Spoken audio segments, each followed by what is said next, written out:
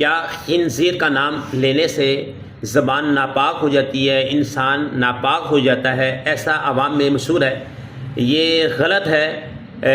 خنزیر کا نام لینے سے زبان ناپاک نہیں ہوتی، بلکہ قرآن کریم کے اندر خنزیر کا ذکر آیا ہے۔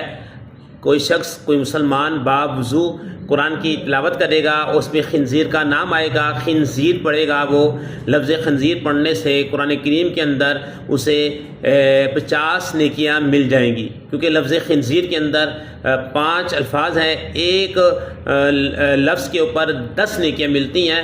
اس طریقے سے آپ کو لفظ خنزیر بولنے سے 50 نیکیاں مل جائیں گی۔ یہ جو عوام میں مشہور ہے، یہ غلط ہے۔